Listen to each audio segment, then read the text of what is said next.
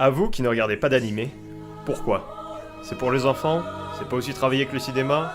Il n'y a pas de profondeur? C'est une galerie de filles à poil. Les animés, c'est plus de 13 350 œuvres différentes, et je suis là pour vous présenter les différents genres de l'animation japonaise en 5 minutes maximum. Alors novice ou expert, accrochez-vous, on va entamer un nouvel animé.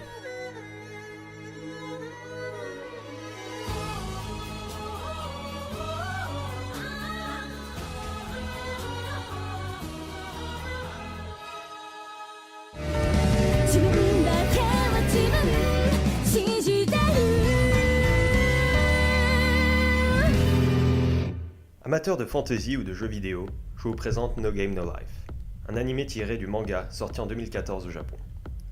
Il nous montre l'histoire d'un garçon nommé Sora et de sa sœur Shiro. Tous les deux sont des as du jeu vidéo et connus sur différents titres en tant que détenteurs de tous les records. Un soir, alors qu'ils expriment leur désintérêt pour la vie réelle, ils sont défiés par un joueur inconnu sur un jeu d'échecs. Shiro parvient à le battre sans trop de difficultés. Mais à la vue de leur niveau, le challenger leur propose alors de renaître dans un nouveau monde dans lequel tout serait décidé par les jeux. Fatigués de leur monde, les deux lui donnent alors une réponse affirmative et commencent leur vie dans l'univers de Discboard. C'est un monde dans lequel vivent 16 races collectivement appelées les Exceed, dont les plus puissants sont les Oldeus, les anciens dieux, et les plus faibles, l'Humanity, sont les humains. Ce qui est particulier dans cet univers, c'est qu'il est interdit de tuer, voler et faire la guerre. Tout conflit politique se règle par un jeu, aussi bien pour une simple querelle que pour des conflits politiques. Le challenger du jeu d'échecs apparaît et leur apprend qu'il est le dieu de ce monde et s'en va. Sora et Shiro apparaissent parmi les Humanity et arrivent à accéder au trône après avoir défié la reine dans un jeu d'échecs. C'est alors qu'ils décident de partir à la conquête de tout le royaume pour retrouver et défier le dieu. Cet animé est une belle introduction au genre de la fantasy. Il vous immerge dans un autre univers aux éléments surnaturels parmi les 16 races du monde de Discboard. D'autres œuvres ont le même concept, comme par exemple Log Horizon ou Sword Art Online.